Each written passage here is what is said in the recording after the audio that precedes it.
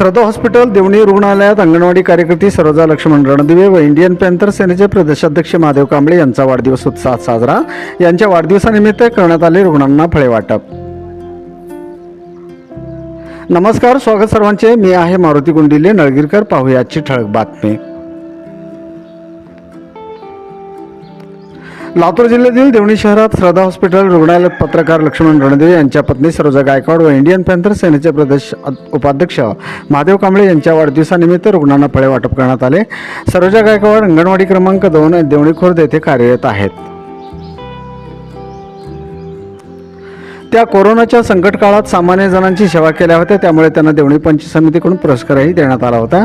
आपण काहीतरी समाजाचे देणे लागतो म्हणून समाजसेवेची जाण असणाऱ्या या अंगणवाडी कार्यकर्ती यांचा अत्याचार विरोधात गोरगरिबांना सनदशीर मार्गाने न्याय मिळवून देणारे इंडियन पॅन्थर्सचे प्रदेश उपाध्यक्ष महादेव कांबळे यांचा वाढदिवस उत्साहात संपन्न झाला आहे।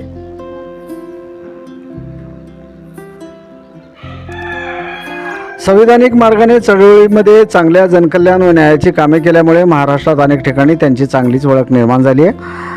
या दोघांच्याही कर्तृत्व कार्याची जाणीव असलेल्या तमाम जनसामान्यांनी वाढदिवसाच्या शुभेच्छा दिल्याने त्यांना जनतेकडून एक प्रकारचा आशीर्वादच मिळाला आहे।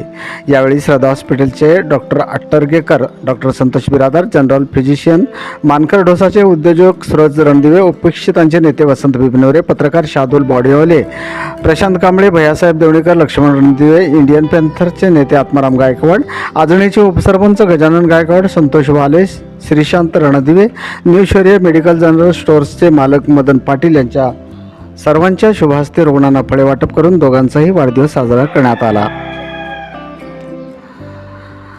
केजे न्यूज इंडिया मराठीसाठी देवणी तालुका प्रतिनिधी लक्ष्मण रणदिवेसह केजे न्यूज इंडिया मराठी आपण पाहत राहा जिल्ह्यासह राज्यातल्या घडामोडी।